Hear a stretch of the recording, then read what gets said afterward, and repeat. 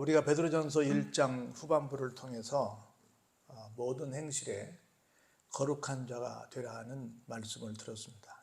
그리고 세상의 모든 것들은 다 썩어질 씨지만 주의 말씀은, 즉 복음은 세세무궁토록 있는 확실한 것이다 라고 하는 것을 우리가 배우게 됐습니다. 그 사실을 우리가 알게 되었으므로 그 말입니다. 2장 1절이 그러므로 오잖아요. 1장의 말씀을 우리가 새롭게 깨닫게 되었으므로 그 말입니다. 어떻게 살아야 될 것이냐? 성도들은 이렇게 살아야 된다라고 우리에게 앞을 알았으니까 구체적인 행동을 우리에게 제시해 주십니다. 첫 번째로 모든 악독과 모든 기만과 외식과 시기와 모든 비방하는 말을 버려야 한다라고 시작을 합니다. 악독하다, 참 읽기도 참 부담스럽고 불편한 말이죠.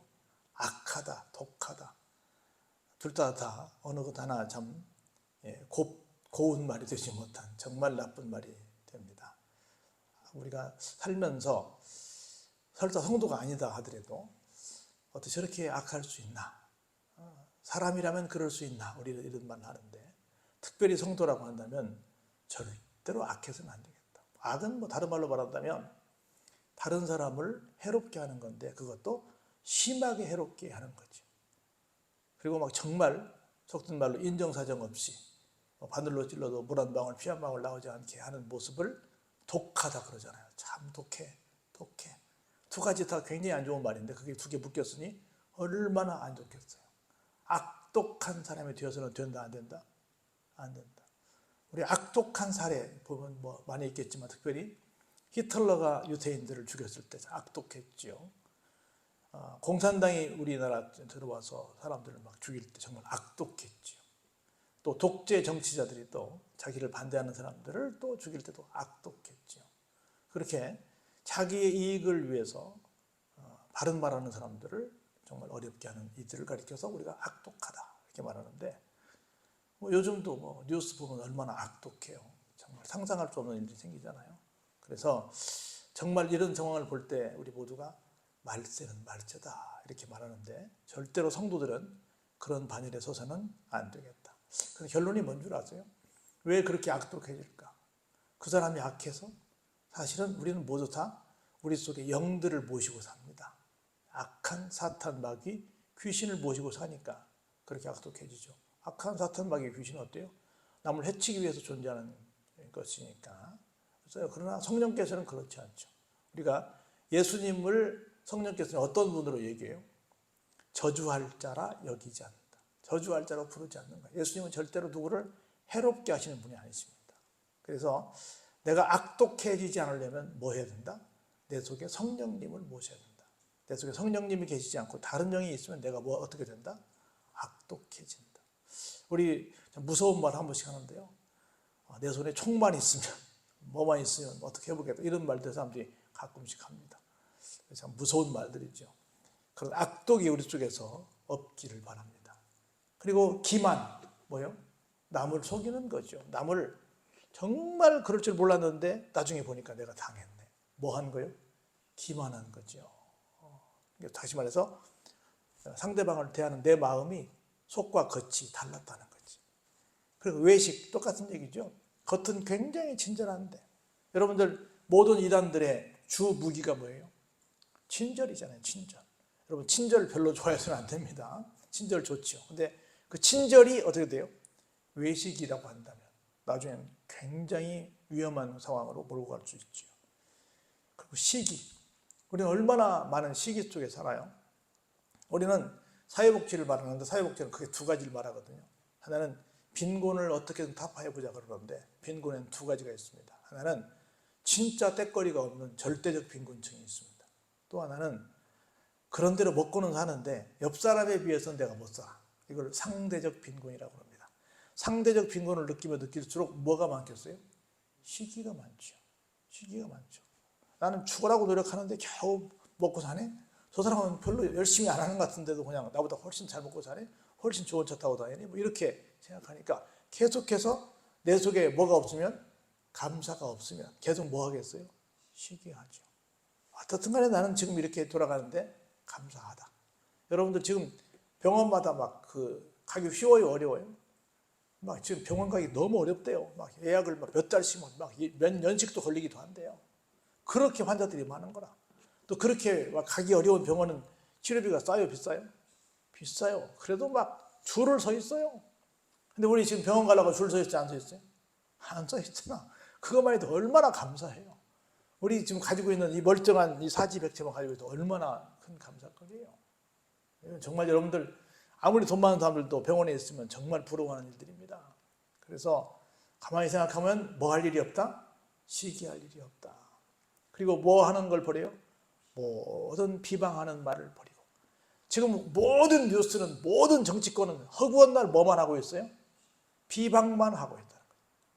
전부 여당 탓이에요, 야당 탓이에요, 뭐 정부 탓이에요, 뭐 지방정부 탓이에요, 누구 탓이에요? 끊임없이 도처에서 오는 모든 소리는 다 무슨 소리예요? 비방하는 소리지. 성도는 이래서는 안 된다는 거죠. 악독도 안 되고, 기만도 안 되고, 시기도 안 되고, 비방도 안 되고. 우리 악독 대신 뭘까요? 우리는 선을 베푸는 거겠지. 기만 대신 뭐예요? 우리는 진짜로 기만과 외식 대신에 진짜 칭찬해 줘야 되겠죠. 시기 대신 뭐예요? 그 사람을 자랑스러워 해줘야 되겠죠. 비방하는 말이 아니라 무슨 말? 항상 칭찬하는 말. 그 사람이 없을 때 뭐 하라고 그래요? 칭찬하라고 그러잖아요. 우리는 반대의 삶을 살아야 될 줄로 믿습니다. 어떻게 한다면? 우리가 세세무공토로 변하지 않는 말씀인 복음을 받았다고 한다면. 그럼 어떻게 하면 우리가 이렇게 계속해서 정말 복음을 받은 자답게 살 수 있을까? 2절에서 우리에게 그 비결을 알려줍니다. 어떡하라고요? 갓난 아기들처럼 순전하고 신령한 젖을 사모하라. 순전하고 신령한 젖은 뭐겠어요? 말씀이지요. 순전하고 신령한 건 하나님 말씀밖에 더 있겠어요?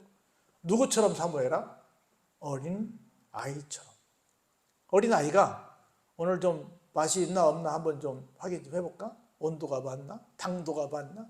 확인하고 먹나요? 아니요. 막 젖꼭지가 떨어질 정도로 아프게 막 할지라도 먹죠. 무조건 먹죠. 먹거나 살날지라도 먹을 때는 무조건 먹죠. 그것처럼 하나님의 말씀을 먹어야 되는데 우리는 어때요? 계속 가리고 있죠. 말씀을 듣는 순간에도 우리 그런 얘기 많이 하잖아요. 이것은 저 집사님이 들었으면 좋겠다. 이건 저 권사님이 들었으면 좋겠다. 이건 저 장로님이 들었으면 좋겠다. 이건 지금 말씀하시는 목사님이 들었으면 좋겠다. 다 주고 나면 내 건 있어요, 없어요? 내 건 하나도 없지. 자기는 귀들 들으러 가는 거야. 다 남 주고 가는 거야. 이건 뭐 하는 마음이 없어요? 사모하는 마음이 없지. 다 내 거라고. 옛날 부흥사들은 그렇게 얘기했잖아요. 앞자리는 근자리, 금자리, 뭐 은자리, 동자리 그렇게 말했잖아요. 앞에서 아멘하고 다 가져가면 뒤에서는 가져갈 것이 없다고 말했잖아요. 우스갯소리로 한 말이지만 내가 볼 때는 굉장히 의미가 있단 말이에요. 뭐 하라? 사모하라. 사모하라. 왜냐하면 그로 말미암아 너희로 어디에? 구원에 이르도록 자라게 하려 함이라. 그렇게 되면 구원에 이르도록 우리가 잘하는 사람이 된다는 겁니다. 그러면 다음 3절 같이 볼까요? 시작. 너희가 주의 인자하심을 맛보았으면 그리하라. 우리 흔히 하는 말로 주의 인자하심은 뭘까요? 한 번 더 말하면 신앙의 첫사랑이겠지. 신앙의 첫사랑. 내가 교회 처음 다닐 때 너무 좋았어. 정말 좋았어. 그때 그 느낌을 주의 인자하심을 아마 가장 표현하기에 적절한 말이라고 생각이 듭니다. 그 첫사랑, 좋았어. 처음 예수 믿을 때 너무 좋았어. 그것을 한번 맛보았다고 한다면 1절의 상황은 버리고 2절의 상황을 받아들이자. 나쁜 것들은 버리고 갓난아기처럼 사모하자. 무엇을? 하나님의 말씀을. 그러면서 구체적으로 그 말씀이 뭔지를 우리에게 소개합니다. 볼까요? 사람에게는 버림바가 되었으나. 누구를 가리키는 것 같아요? 버림받은 예수님을 가리키지요. 하나님께는 택하심을 입은 보배로운 산돌이신 누구에게? 예수님께 나아갑시다. 살아있는 돌, 살아있어요. 그러므로 너희도 산돌같이 신령한 집으로 세워지고 예수 그리스도로 말미암아 하나님이 기쁘게 받으실 신령한 제사를 드릴 거룩한 제사장이 될지니라. 아멘. 예수님과 연결된 사람이 되자. 예수님과 한 지체가 되자라고 하는 겁니다. 그래서 예수님처럼 우리도 제사를 드리는 제사장은 뭐예요? 전문가지. 다시 말해 예배를 드리는 예배의 전문가가 되자는 거죠. 하나님께서 우리를 택하신 목적이 여러 가지가 있겠지만 그 중에 첫 번째로 가는 입장에서 양보할 수 없는 것 중에 하나가 뭐겠어요? 예배죠. 예배드리라고, 하나님께 감사하라고, 예를 갖춰 하나님께 절하는 거잖아요. 예배가요. 예를 갖춰. 그게 뭐예요? 우리 예배지. 예배. 예배를 영어로는 worship이라고도 하고 서비스라고도 하죠. 하나님께 모든 걸 드리는 거죠. 그러면서 볼까요? 성경에 기록되었으되 보라, 내가 택한 보배로운 모퉁이 돌을 시온에 두노니. 누구겠어요? 예수님이죠. 그를 믿는 자는 뭐하리라? 부끄러움을 당하지 아니하리라. 우리 살면서 부끄러운 결론을 맺게 되면 얼마나 참 낭패겠어요. 그런데 내가 한 어떤 선택이, 내가 한 어떤 일이 자랑스러운 걸로, 박수 받는 걸로 결론이 난다고 한다면, 우리로 말하면 상급과 면류관을 받는 것으로 결론이 난다고 한다면 얼마나 좋겠어요. 그게 뭐예요? 바로 예수 그리스도를 믿는 거다. 우리가 정말 부끄럽지 않을, 정말 자랑스러운 일을 꼭 해야 될 정말 중요한 일은 뭐다? 예수님 믿는 거다. 예수님 믿는 사람은 어떻게 하는 사람이다? 예배에 최선을 다하는 사람이다 라고 하는 겁니다.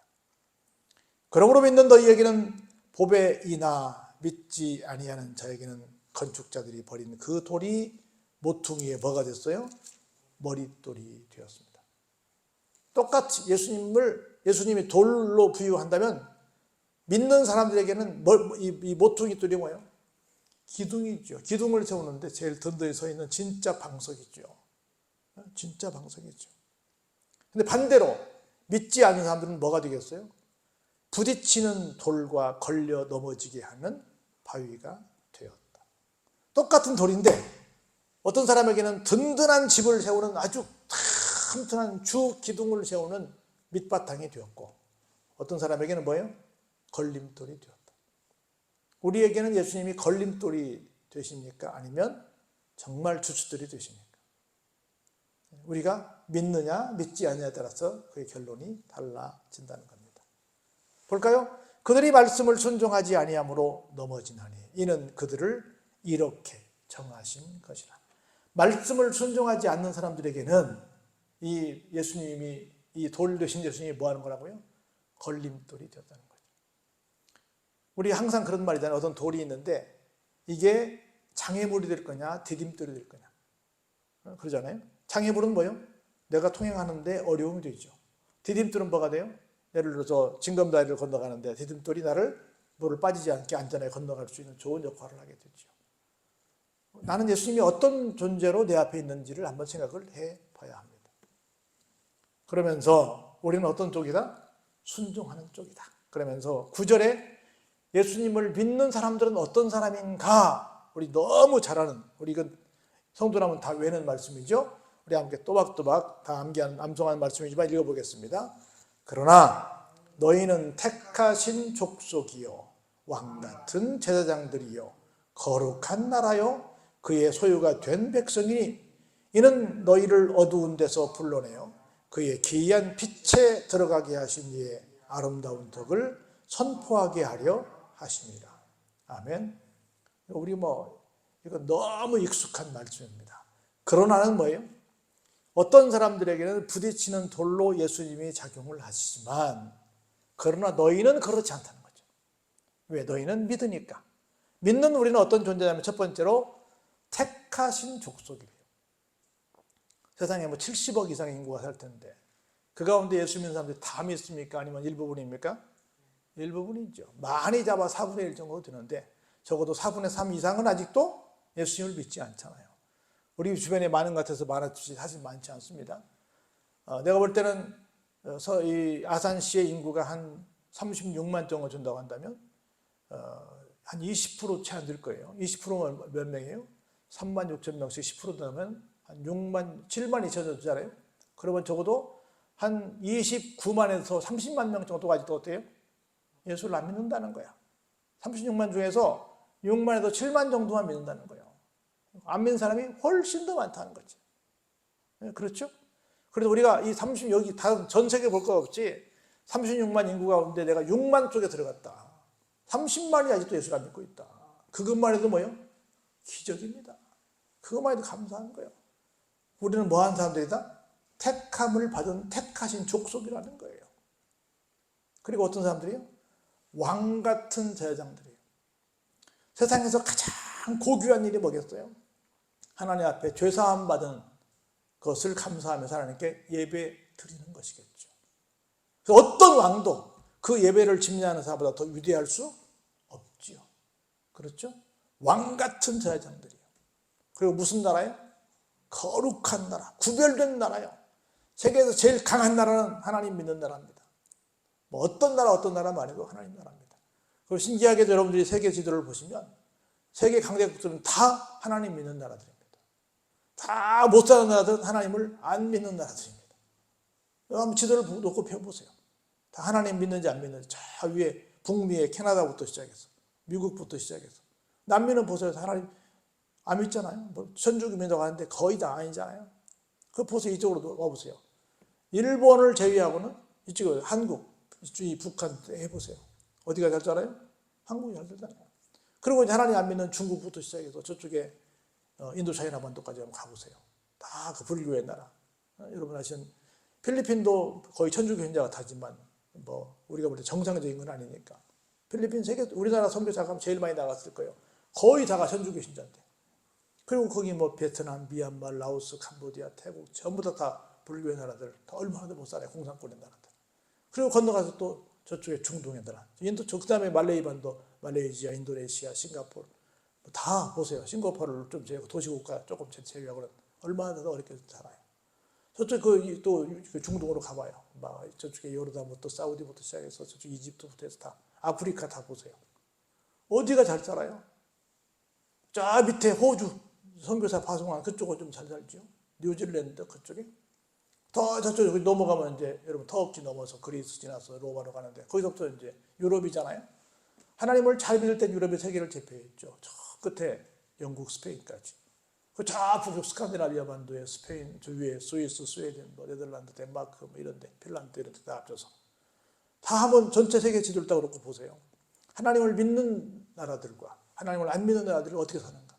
확연히 달라요. 전 세계 지도를 보면 딱 나옵니다. 왜 그랬어요? 왕 같은 제사장들이에요. 전 세계를 주도하는 나라들이 됩니다. 그거 볼까요?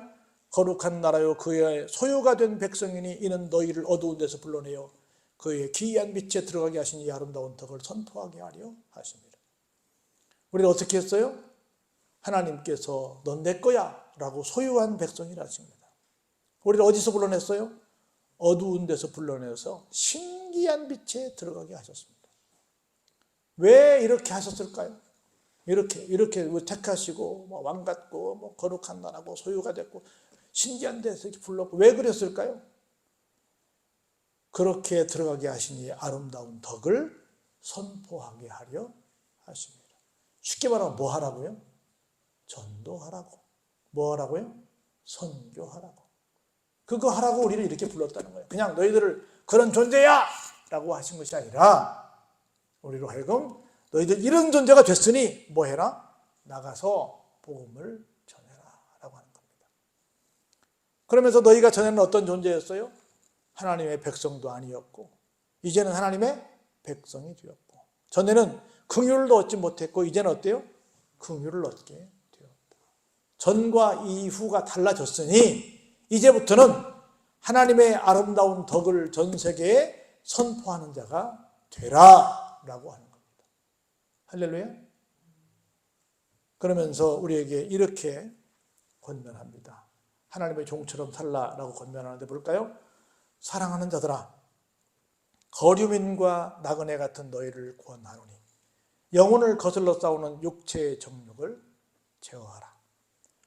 너희가 이방인 중에서 행실을 선하게 가져 너희를 악행한다고 비방하는 자들로 하여금 너희 선한 일을 보고 오시는 날에 하나님께 영광을 돌리게 하려 함이라. 항상 하는 말이지만 우리를 어떤 존재로 봤어요? 잠깐 여기 와서 임시 거주증 갖고 사는 사람, 다른 말로 나그네 같은 사람으로 표현했어요. 그러면서 이방인들 중에서 어떻게 하라고요? 임시로 걸어서 사는 곳이니까 그게 이방인의 땅이잖아요. 이방인 앞에서 어떻게 해요? 선한 행실을 보여라. 그래서 나 앞에서 나를 비방하고 뭐 나에게 온갖 나쁜 짓을 할 때 하나님께서 야, 지금 와서 보니 저 사람들이 제대로 살았네. 저 사람들이 진짜였네. 라고 하는 것을 그때 확인하게 해라. 너희 선한 일을 보고 오시는 날에, 오시는 날은 언제요? 주님 재림의 날이죠. 하나님께 영광을 돌리게 하라. 저 사람이 제대로 살았네. 내가 잘못 살았네. 라고 하는 것을 그날에 뭐 해줘라? 확인시켜 주라는 겁니다. 확인시켜 주라. 결론입니다. 우리가 1절에서 그러므로 그랬어요. 어떻게 했으므로 세세 무궁토로 변치 않는 하나님의 말씀을, 복음을 받았으므로 이제부터는 사모하면서 이런 삶을 살자. 그리고 내가 하나님께 특별한 존재로 발탁되었음을, 특별한 존재로 이제는 변화되었음을 다시 한번 깨달으면서 어떤 경우에도 선한 모습을 보이면서 마지막 날에 당신은 진짜 잘 살았군요 라고 하는 칭송을 받는 믿음의 삶을 살라라고 하는 겁니다. 그런 믿음의 주인공들이 다 되시길 주의 이름으로 축원합니다.